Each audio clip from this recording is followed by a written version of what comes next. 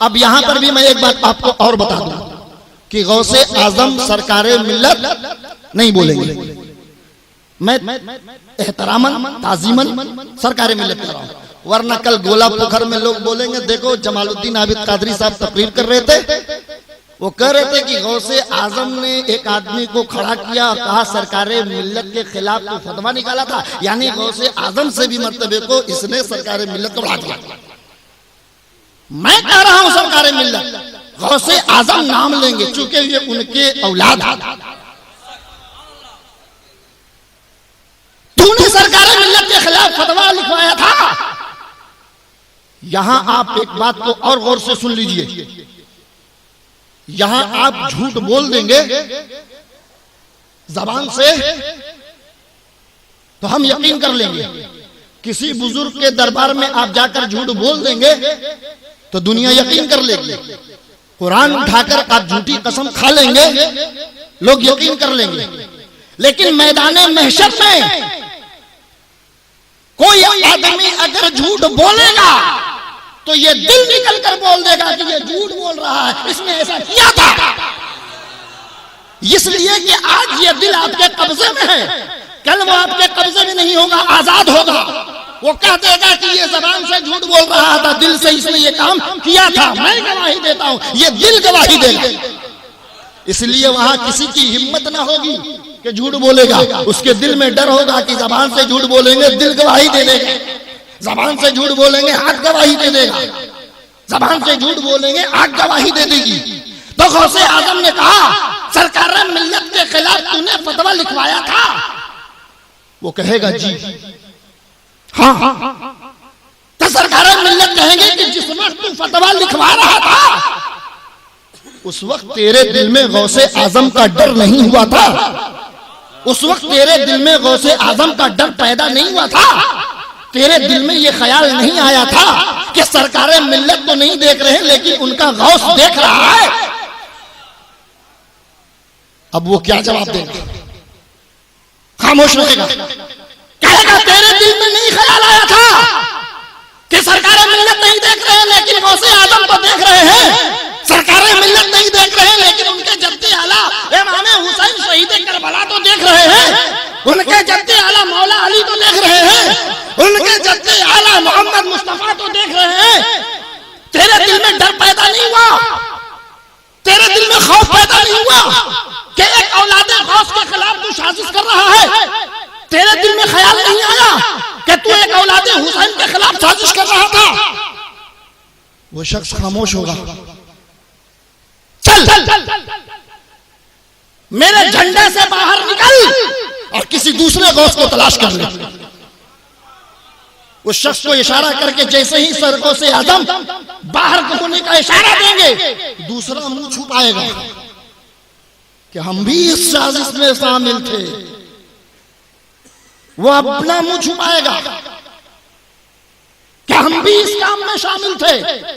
ऐसा ना हो कि गौसे आजम अगर हमको उठा दे, तीसरा भी मुंह छुपाएगा, चौथा भी मुंह छुपाएगा। गौसे आजम फिर एक आदमी को खड़ा करेंगे, चल खड़ा हो। सरकार मिल्लत के खिलाफ गरीब मुसलमानों के घरों में जाकर तू धमकाया करता था ना कि सरकार मिल्लत से मिलने मत जाओ। तेरे पास ताकत थी इसीलिए ना, ख्याल तुझको नहीं आया कि गौसे आजम देख रहे हैं। तेरे दिल में ख्याल नहीं आया कि हुसैन शहीद करबला देख रहे हैं। चल तू भी मेरे झंडे से बाहर निकल और कोई दूसरा गौस तलाश कर ले। इसी तरह से सारे लोगों को बारी बारी से गौसे आजम निकालते चले जाएंगे। अपने औलाद के खिलाफ साजिशें करने वालों को अपने झंडे से बाहर कर देंगे कि जाकर कोई दूसरा गौस तलाश कर ले और उसी से सिफारिश करके मोहम्मद मुस्तफा तक पहुंच जा। कुछ लोग तो हाथ जोड़कर माफी मांग लेंगे, गौसे आजम माफ कर देंगे। लेकिन यहां पर गौसे आजम माफ कर देंगे लेकिन वो आदमी बचने वाला नहीं है। अभी कई दरवाजा पार करना है। पहुंच गया वो झंडा गौसे आजम के हाथ से इमाम हुसैन शहीद करबला के हाथ में।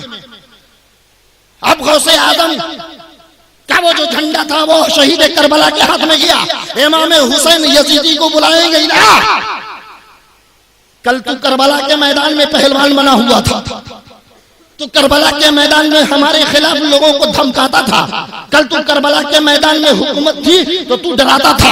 कल करबला के मैदान में दौलत थी तो तू गरीब लोगों को जो है डराता था कि हुसैन से मत मिलो, हुसैन का नारा मत लगाओ।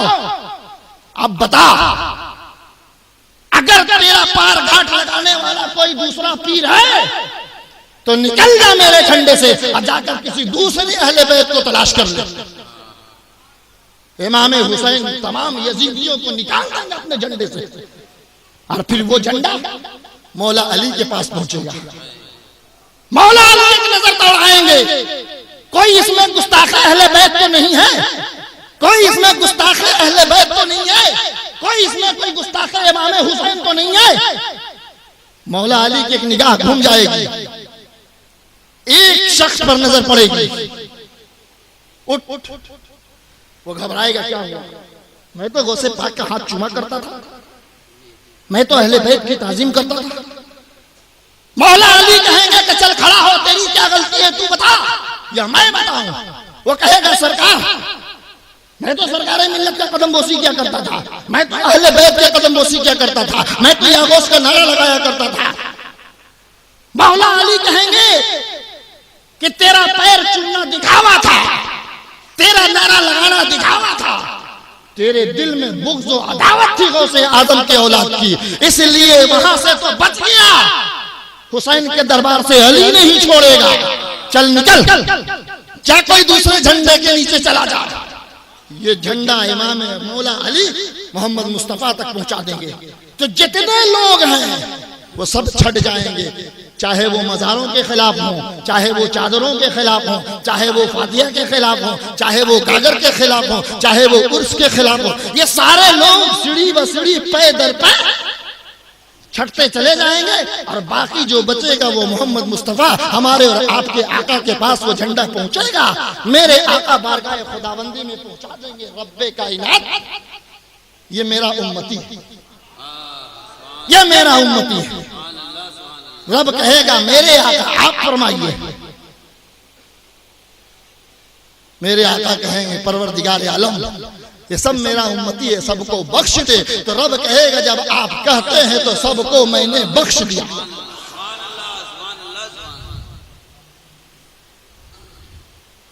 मेरे दोस्तों,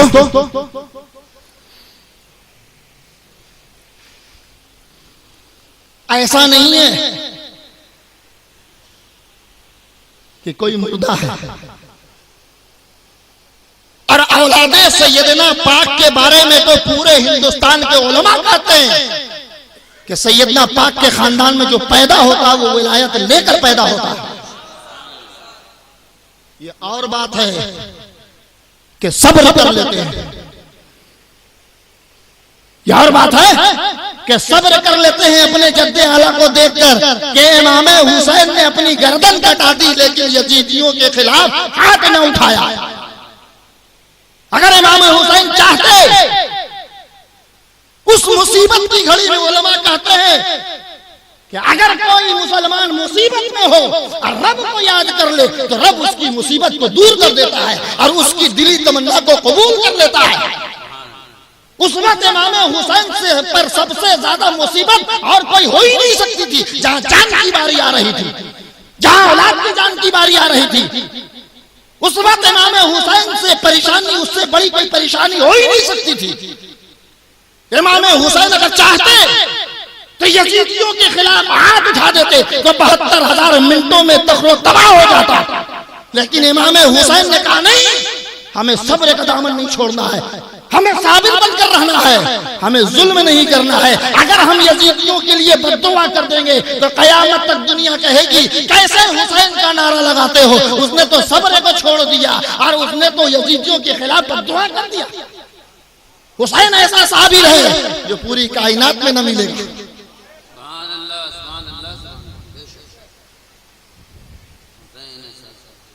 उसको तो अशार में आप सजाएंगे, ये वो हुसैन की औलाद है जिनके हाथों में विलायत है, लेकिन लोगों ने जुल्म किया तो उस जुल्म को सहा, लोगों ने साजिशें की तो आपने साजिशों का जवाब न दिया, गौसे आदम पर छोड़ दिया।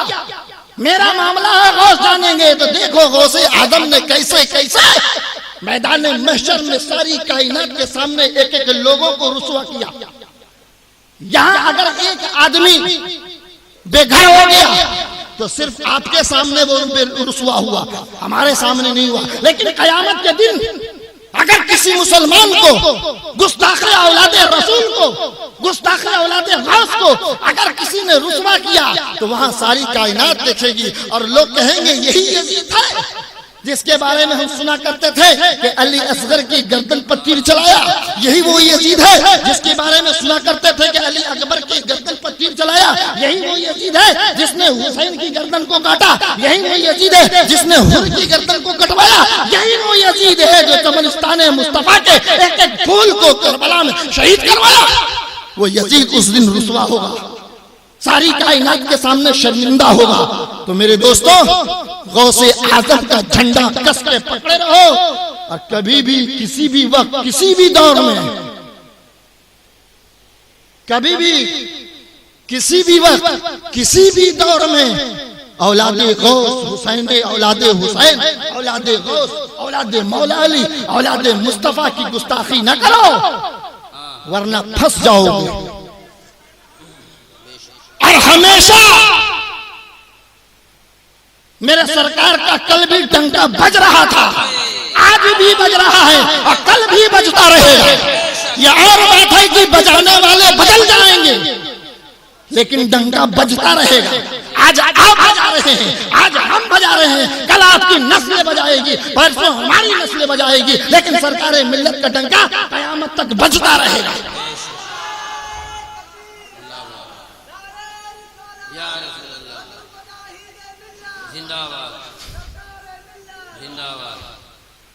हम तो वो हैं जो मट्टी को सोना बना देते हैं।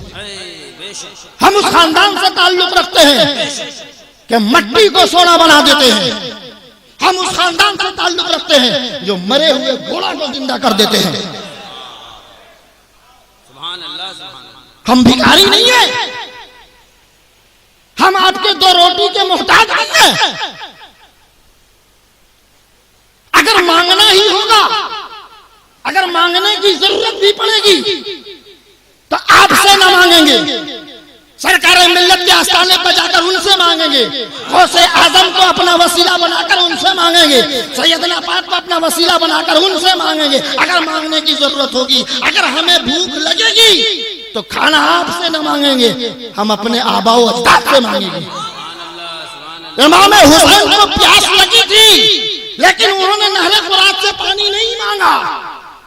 अगर मांग लेते तो मजबूर कहलाते कि इमाम हुसैन मजबूरन देखो नहरे फुरात से पानी। हुसैन ने कहा मर जाएंगे, शहीद हो जाएंगे, कुर्बान हो जाएंगे, लेकिन नहरे फुरात से पानी नहीं मांगेंगे।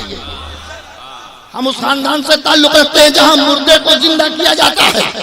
तारीख के औरात को उलट कर पढ़ लीजिए, जहां मिट्टी को सोना बनाया जाता है।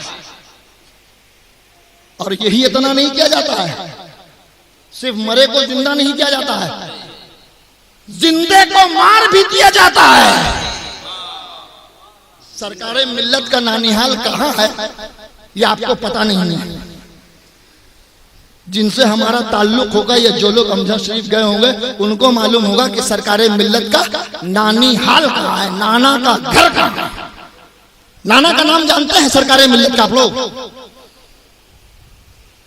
है कोई जो बता दे सरकारे मिल्लत के नाना का नाम? अभी सैयद फतहुल जब्बार कादरी ये हुए सरकार के नाना का नाम। अभी तीसरगढ़ में उर्स हुआ था, वहीं उनका आस्थाना है। सुनो उनके नाना का फरियाद, उनके नाना की वसीयत सुनो। सैयद फतहुल जब्बार कादरी मेरे दादा परदादा सैयद शरफुद्दीन कादरी के मुरीदो खलीफा हैं। और झरिया में वो रहते हैं। वहां एक कोलवरी है BCCL, उसमें नौकरी करते हैं। नमाज का वक्त हुआ, आपने काम को छोड़ा और नमाज एक रूम में पढ़ने लगे। उसी रास्ते से उनके डिपार्टमेंट का एक बहुत बड़ा अफसर गुजर रहा था। उसने देखा कि फतहुल जब्बार कादरी यहां नमाज पढ़ रहे हैं। वो आगे चला गया, जहां ये काम करते थे वहां जब पूछा तो देखा फतहुल जब्बार कादरी वहां काम कर रहे हैं। वहां से दौड़कर भाग कर आया, देखा यहां नमाज पढ़ रहे हैं। फिर वहां गया, देखा वहां काम कर रहे हैं। फिर वहां से आया, देखा नमाज से फारिग हो गए। कहा कि आप नमाज पढ़ रहे हैं? फतहुल जब्बार कादरी ने कहा हाँ मैं नमाज पढ़ रहा हूं। तो वहां काम कौन कर रहा है? उन्होंने कहा कोई नहीं कर रहा। मैं जब यहां नमाज पढ़ रहा हूं तो वहां काम कौन करेगा? उसने कहा नहीं, मैंने देख लिया है, अब आज के बाद से आप काम नहीं करेंगे। मैं डिपार्टमेंट को लिख देता हूं कि हमारे कंपनी में एक ऐसा वली कामिल पर ड्यूटी नौकरी करता है जो नमाज को भी नहीं छोड़ता है और काम को भी नहीं छोड़ता है। आज के बाद से आप अपने घर पर रहेंगे और पूरा कोलवरी आपका तनख्वाह आपके घर तक पहुंचाएगा। उस वक्त तक पहुंचाएगा जब तक आप इस दुनिया से रुखसत ना हो जाएंगे। नारे तकबीर, नारे रिसालत। फतहुल जब्बार कादरी के लिए पूरा रूल चेंज हो गया, पूरा कानून बदल गया। वो झरिया दरबार आज भी वहां आबाद है, जहां फिर वो वहां से पूरी जिंदगी वहां से रुश्दो हिदायत का आपने काम किया। आपने एक वसीयत लिख दिया कि अगर हमारा इंतकाल अमजर शरीफ से करीब हो जाए तो अमजर शरीफ में मुझको दफन कर देना, और अगर हमारा इंतकाल दीसरगढ़ शरीफ के करीब हो जाए तो दीसरगढ़ शरीफ में मुझे दफन कर देना। उनका इंतकाल झरिया में हुआ, वहां से दीसरगढ़ 100 किलोमीटर है और वहां से अमजद शरीफ 300 किलोमीटर है। वसीयत के मुताबिक आपको दीसरगढ़ में दफन कर दिया गया। वहां सैयद फतहुल जब्बार कादरी का घर नहीं है और न झरिया में उनका घर है। उनका घर कहां है? बवंडीहा। इससे आप नहीं समझेंगे। मनौरा शरीफ, इसका नाम आपने सुना होगा। मनौरा शरीफ में सरकार मिल्लत का ननिहाल है और सैयदना पाक का फैसला है कि हमारे औलाद में कोई जलाली होता है तो उसको जंगलों में भेज देते हैं, अपने पास नहीं रखते, इसलिए कि यहाँ औलादों की तादाद ज्यादा है। अगर गुस्ताखी हो गई तो विलायत जाहिर हो जाएगी। मालूम हुआ कि घर ही के फर्ज से घर का नुकसान हो गया। वहां एक बुजुर्ग आबाद है जिनके खानदान से सरकार मिल्लत के नाना है, सैयदना पाक के मंझले साहबजादे के पोता सैयद शाह सलमान कादरी। सैयद शाह सलमान कादरी के साहबजादे सैयद फतहुल जब्बार कादरी हैं, जो सरकार के नाना है, सरकार के मंझले, सैयदना पाक के मंझले और छोटे साहबजादे के औलाद हैं। सैयदना पाक के बड़े साहबजादे औलाद में थे, बेटा भी था और बेटी भी थी, लेकिन सैयदना पाक के मंझले और छोटे को एक लड़का था, एक को एक सिर्फ लड़की थी। दोनों की आपस में शादी हो गई। तो अब सरकार के नाना सैयदना पाक के मंझले साहबजादे से भी औलाद हो गए और छोटे साहबजादे से भी औलाद हो गए। सैयद शाह सलमान कादरी को उस जंगल में भेज दिया। वो मुजाहिदा कर रहे हैं। गैर मुस्लिमों की बारात जा रही थी, ढोल बाजा बज रहा था।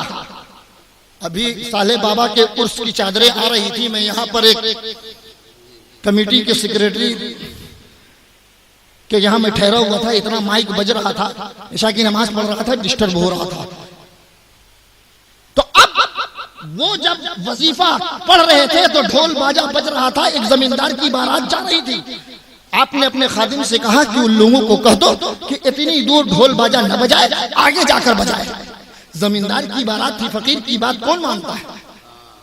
खादिम ने जाकर कहा कि जाओ अपने मखदूम को कह दो उतनी देर जितनी देर ढोल बाजा हम लोग बजा रहे हैं वो इबादत ना करे। वो आगे कह दिया। सैयद शाह सलमान कादरी ने कहा छोड़ दो, सब बदरू हो जाएगा, छोड़ दो सब बदरू हो जाएगा। खादिम को कुछ समझ में नहीं आया, क्या बोले। सरकार मिल्लत भी बहुत सारी ऐसी बात बोलते थे जो हम लोग को समझ में नहीं आती थी, वो खादिम को नहीं समझ में आया। खादिम थोड़ी देर के बाद जब बाहर निकला तो देखा बड़ा हुजूम लगा हुआ है, वो भी वहां पर गया तो देखा कि जितने बाराती थे वो सब के सब पत्थर के बने हुए हैं। दूल्हा घोड़े पर बैठा हुआ है और पत्थर का है, और एक गोल छाता है वो इस तरह हाथ पर लिए हुए एक आदमी उसका था, वो उसी तरह लिए पत्थर का बना हुआ है। अब पूरा हंगामा हो गया कि पूरी बारात पत्थर की हो गई। अब किसी के अंदर हिम्मत भी ना है कि जाकर सैयद शाह सलमान कादरी पर हमला करे। वो तो डर गया कि जब ये पत्थर हो गया तो हम जाएंगे तो हम क्या हो जाएंगे। सारे लोगों ने अपने अपने बुतों, बारातियों को, दूल्हों को, घोड़ों को उठाया, अपने गांव में लेकर भाग गए। बहुत दिनों तक लोगों ने जाकर देखा उस मूर्तियों को, हम लोगों ने अपनी आंखों से देखा, उड़ीसा के भी बहुत सारे लोगों ने देखा, लेकिन चंद चालाक गैर मुस्लिमों ने उन लोगों को जाकर समझाया कि तुम मुसलमानों को ये दिखाते हो तो अपने मजहब की बदनामी न कराते हो, अपने मजहब की तौहीन न कराते हो कि मुसलमान में इतना ताकतवर आदमी है कि इन लोगों को सब पत्थर कर दिया। अरे छिपा के रखो। उन लोगों के दिमाग में ये बात आ गई, सही कहता है। उस दिन से मुसलमानों को दिखाना उन लोगों ने बंद कर दिया। आज भी अगर आप अपनी शक्लो शबाहत गैर मुस्लिम की तरफ बनाकर जाएंगे, पैंट शर्ट दाढ़ी उड़ी आवाज सफा करके जाएंगे, वो आपको दिखा देगा। तो ये वो खानदान है जो मुर्दों को जिंदा भी करता है, जिंदों को पत्थर भी करता है। अब भी मैं कहता हूं सरकार मिल्लत के मुखालिफों, तुमने ऐसे खानदान को चैलेंज किया है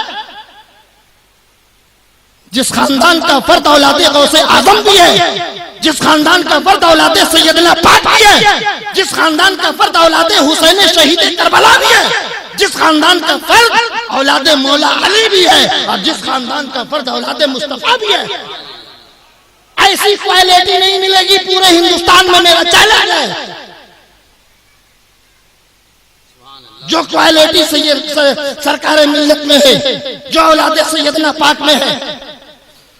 आप हिंदुस्तान में रहते हैं,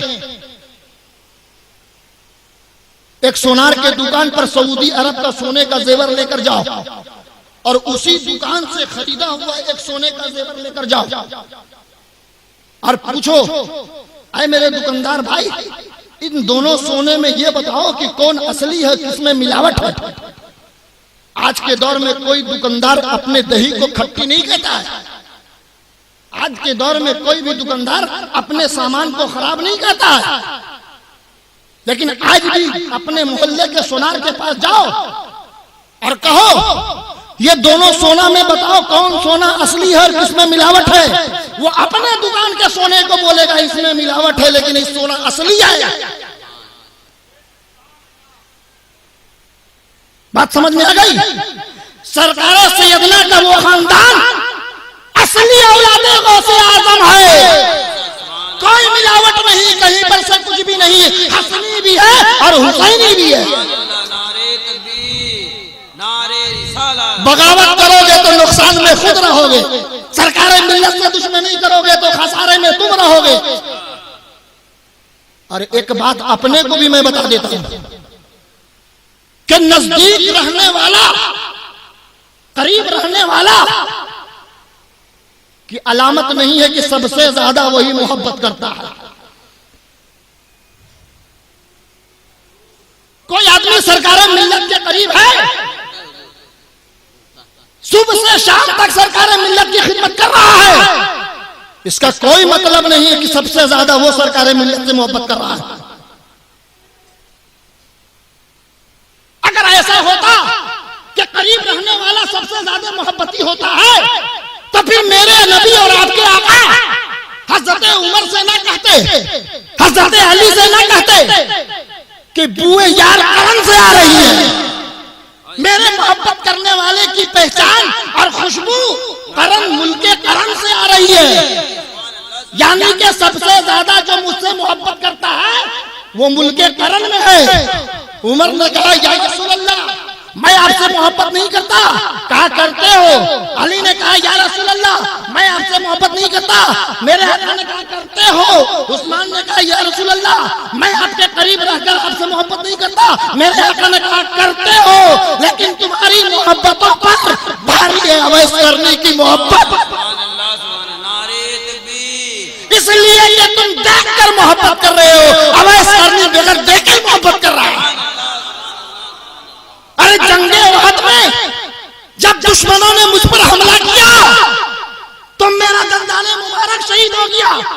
उमर तुमने अपना दांत को नहीं तोड़ा, उस्मान तुमने अपने दांत को नहीं तोड़ा, अली तुमने अपने दांत को नहीं तोड़ा, मेरे सहाबियों तुमने अपने दांत को नहीं तोड़ा। लेकिन जाकर अवैस करनी को देखो, उसको खबर मिली कि जंगे उहद में अब मेरा गला कह रहा है कि बस कीजिए।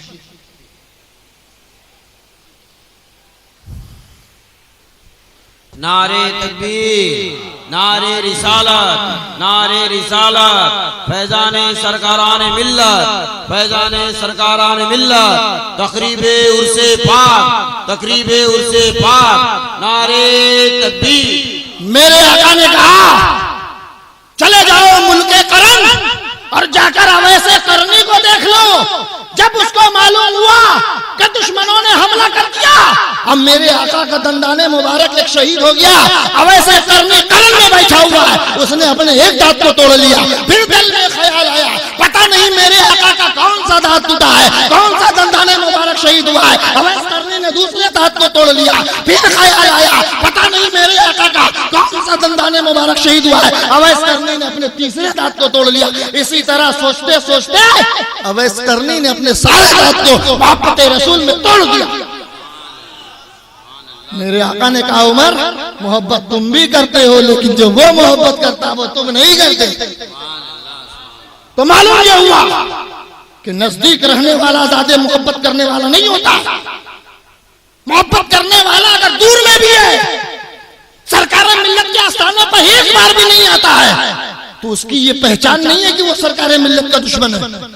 उसकी ये पहचान नहीं है कि वो सरकार मिल्लत का मुखालिफ है। हाँ, जो आदमी अपनी जबान से सरकार मिल्लत की तौहीन करे, जो आदमी अपने कलम से सरकार मिल्लत की तौहीन करे, जो आदमी अपनी हरकत से सरकार मिल्लत की तौहीन करे, वो है सरकार मिल्लत का मुखालिफ, वो है सरकार मिल्लत का दुश्मन। एक गरीब मुसलमान है, बिहार में रहता है, बंगाल में रहता है, कलकत्ते में रहता है, दिल्ली में रहता है, सरकार मिल्लत से बेपनाह मोहब्बत करता है, लेकिन इतना पैसा नहीं कि हाजिरी दे दे।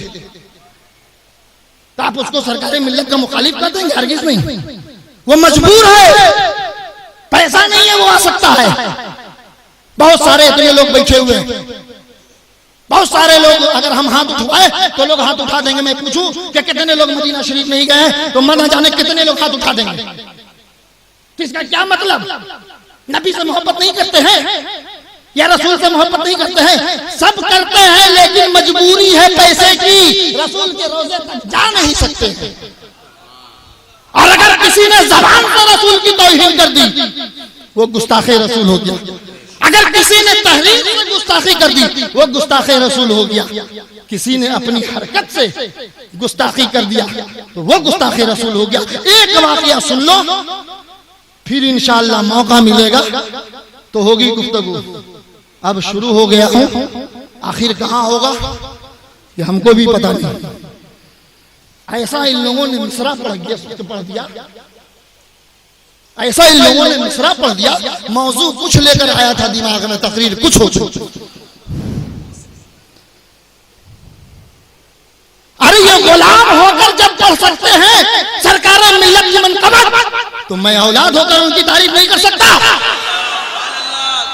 मैं उनके खानदान का होकर उनकी तारीफ नहीं कर सकता? आपका रिश्ता सरकार मिल्लत से सिर्फ एक है, वो आपके पीर हैं, आप उनके मुरीद हैं। मेरा रिश्ता सुनो, हम उनके खानदान के हैं, वो भी औलादे सैयदना पाक, मैं भी औलादे सैयदना पाक।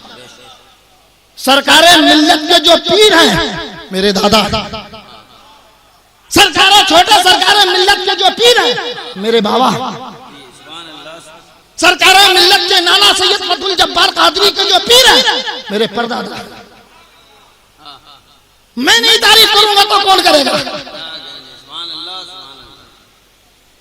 और सुनो, साले बाबा के उर्स में मैं आज नहीं आया हूं। एक शख्स कल यहां पर बैठा हुआ था, हाँ वो बैठा हुआ, कल मैंने उसको देखा था, आज ही बैठा हुआ। बचपन में भी मैं यहाँ जलसे में आया हूँ। अब पढ़ने का दौर था, तालिब इल्मी का दौर था, तो तकरीर में क्या करता था, तो 4-5 मिनट लोगों को मालूम हो गया, मौका मिल गया। 2005-6 का वाकया, तारीख याद नहीं, सन याद नहीं। मैं भद्रक में प्रोग्राम करने आया था। मैं जिसके घर में ठहरता था वहां वो शख्स आ गया। अरे क्या नाम है तुम्हारा? रिजवान। ये शख्स मेरे पास पहुंचा और कहा कि आप बालेसर में जलसा करेंगे? क्यों नहीं करेंगे? बोला कितना नजराना लेंगे? हम कहा औलादे गौ से पाक है, नजराना दे सकोगे? खामोश हो गया। इसने अपने तरफ से कहा इतना देंगे।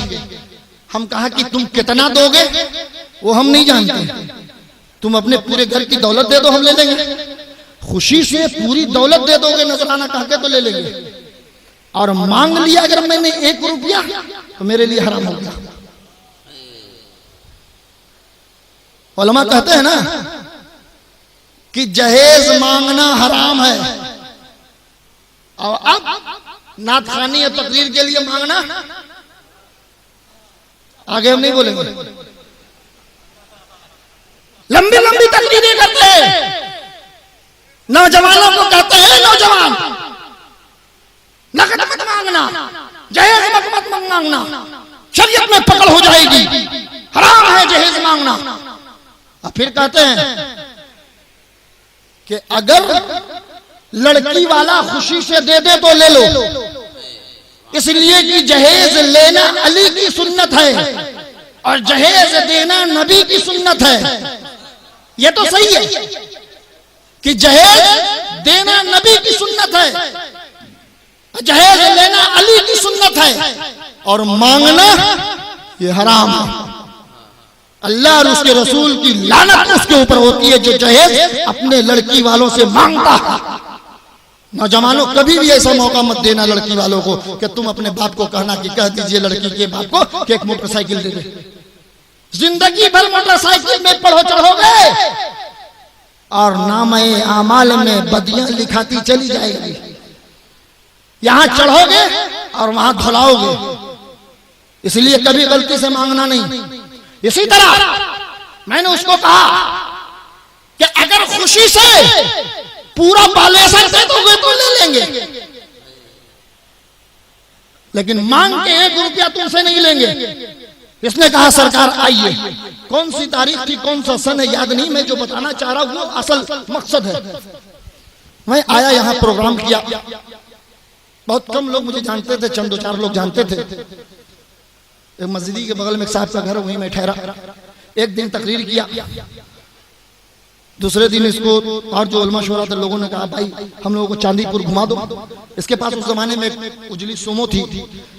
दूसरे दिन यहाँ तो शुरू से उर्स जुमरात जुमा हो रहा है, जुमरात का दिन था, जुमे को हम लोग प्रोग्राम करके सवेरे सवेरे चले गए। चांदीपुर इसमें घुमाया, फिर आए, जुमा की नमाज हम पढ़ाया, तकरीर असलम मिनाई ने किया, फिर दूसरी रात में जलसा हुआ, तकरीर खत्म हो गई। कहने का मकसद ये है कि उस वक्त जिस वक्त मैं तकरीर करने के लिए आया था उस वक्त चंद लोग मुझे पहचानते थे और बहुत आसानी से और बहुत आराम से मैं इस सड़कों पर घूमा करता था। कोई पहचानता नहीं था, और पहचानता भी था तो एक मौलवी समझता था, एक खतीब समझता था, एक मौलाना समझता था, इससे ज्यादा कुछ नहीं समझता था। 2008 में छोटे सरकार मिल्लत अमजद शरीफ उर्स में गए। कहा बाबू आप तो हमेशा प्रोग्राम में भद्रक बालेसर जाते हैं, हमारे यहाँ बड़े लंगर में आप कभी नहीं आते। हमने कहा सरकार आप इजाजत दे दीजिए, मैं जरूर आऊंगा। कहा इंशाल आइए। 2009 में मैं सरकार मिल्लत के पास पहली बार गया, बड़ा फातिया लंगर में जिंदगी में पहली बार मैं 2009 में गया। छोटे सरकार ने कहा चलिए, साथ में लेकर गए। सरकार मिल्लत से कदम बोसी कराया और कहा कि सरकार ये मेरे पीर का बेटा है। तारुफ देखो कैसे करा रहे हैं मेरे सरकार। ये नहीं करे कि ये नैयर बाबू का भाई है, क्योंकि नैयर बाबू उनके साथ चक्कर लगा चुके हैं पूरी दुनिया का। सरकार मिल्लत कहते हैं बाबा ये मेरे पीर का बेटा है।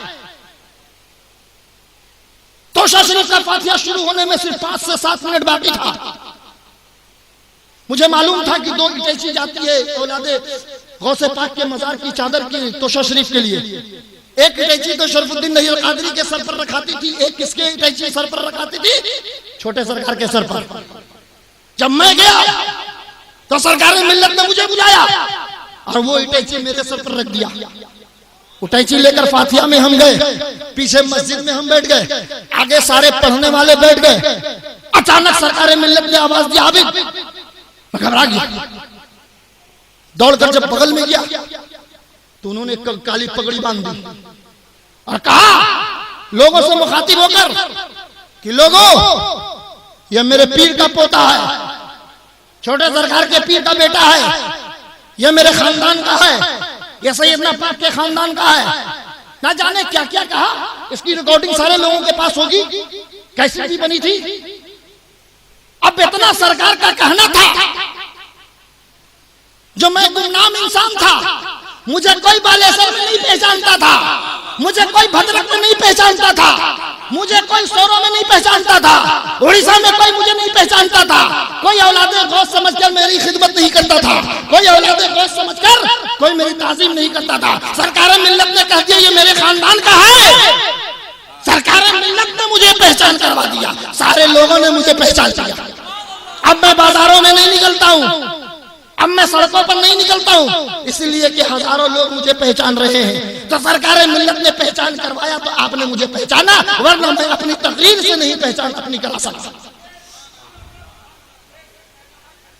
मेरे दोस्तों, बस बारगाहे खुदाबंदी में यही दुआ है कि अल्लाह तबारक व तआला गौसे आजम के सदके हम तमाम लोगों के दिलों में सरकार मिल्लत की सच्ची और पक्की मोहब्बत अता फरमा दे। परवरदिगार आलम सरकार मिल्लत का रूहानी फैजान हम लोगों पर जारी और सारी फरमा दे और हर दौर में सरकार मिल्लत का डंका बजाने वाला इस दुनिया पर पैदा कर दे। या अय्युहल्लज़ीना आमनुत्तकुल्लाह वब्तगू इलैहिल वसीला, ऐ ईमान वालों, ऐ लोगों, अल्लाह से डरो और अल्लाह की तरफ जाने के लिए वसीला तलाश करो। तो अपना वसीला सरकार मिल्लत को बना लो। मैं सरकार मिल्लत के पास जाता हूँ तो सिर्फ एक ही बात कहता हूँ, मैं भला हूँ या बुरा हूँ, मेरी लाज को बचाना। बस एक चीज कहता हूँ, सरकार मैं बुरा हूँ या भला हूँ, मेरी लाज को बचाना। और मुझे जानती है दुनिया, मुझे जानता है जमाना, तेरे नाम से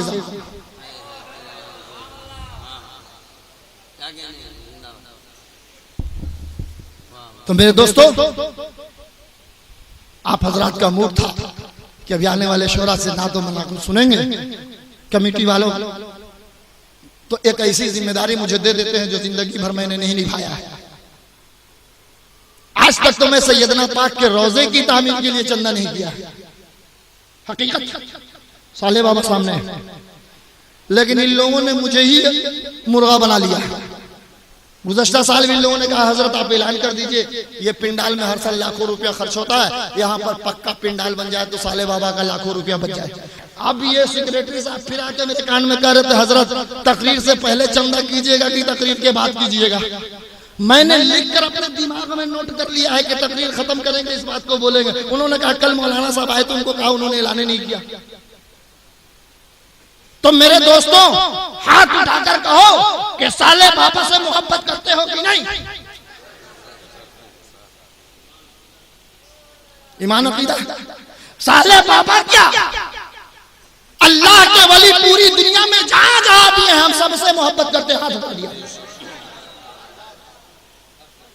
तो साले बाबा की तिजोरी से जो 1 लाख रुपया हर साल जा रहा है, वो 1 लाख रुपया बचाने की ताकत हम लोगों में है कि नहीं? अरे एक शायर ने अपने माँ के ऊपर कलाम पढ़ दिया तो 100 रुपया निकाल कर दे दिया। तो माँ से ज्यादा साले बाबा का मर्तबा बड़ा है।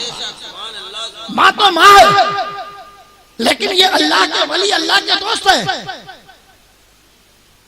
अब इनके इस जलसेगाह की तामीर के लिए अभी तो इतना पैसा आपके पास होगा नहीं, मुझे मालूम है। जब मेरे पॉकेट में 1 रुपया नहीं है तो आपके पॉकेट में कितना होगा हमको मालूम है। हकीकत सरकार मिल्लत के नाम पर इन लोग इतना अच्छा शार पड़ा, दिल लग रहा था कि 100-200 रुपया लुटा दे, लेकिन मुझे याद है कि मेरे पॉकेट में 1 रुपया भी नहीं है। तो मैं जानता हूं कि आपके पास भी इतना पैसा नहीं है, लेकिन वादा कर लो, दिल में वादा करो, हमसे वादा मत करो कि सरकार मिल्लत का साले बाबा के पिंडाल का जो है तामीरी काम चल रहा है, अभी जितना देना है दे दो, कल भी लाकर दे दोगे, परसों भी लाकर दे दोगे, दूर दराज से भी लोग आए हो तो लाकर दे दोगे, जो देना है दे दो। ये हमारे लिए नहीं, साले बाबा की तामीर के लिए। हम तो चंदा कभी करते नहीं, आरी कमेटी वालों से कहते भैया अगले साल से मुझे माफ कर देना। ये काम हमने जिंदगी में कभी नहीं किया। पर साल साले बाबा में किया। परसों जब जालेसर गए तो वहां की कमेटी ने भी कह दिया कि हजरत मदरसा के लिए कुछ चंदा कर दीजिए। मैंने कहा मैं चंदा करने वाला आदमी नहीं हूं, ये तो साले बाबा की मोहब्बत है मेरे दिल में, इसलिए ऐलान कर दिया दे दो, जिसको देना है दे दो, वरना कोई अभी जरूरी नहीं है। दिल में अगर नियत है कि देना है तो मेरे ऐलान करने से नहीं, अपनी मोहब्बत से लाकर दे देना। और इंशाअल्लाह कोशिश कीजिए, मेहनत कीजिए कि अगले साल जी 1 लाख रुपया साले बाबा के कमेटी और तिजोरी से जा रहा है, ये बच जाए। साले बाबा से सच्ची मोहब्बत यही होगी। अल्लाह तबारक व तआला देने वालों के कारोबार में बरकतें अता फरमाए, देने वालों के घरों में खैर व बरकत अता फरमाए। व आखिर दावाना अनिल हम्दुलिल्लाहि रब्बिल आलमीन।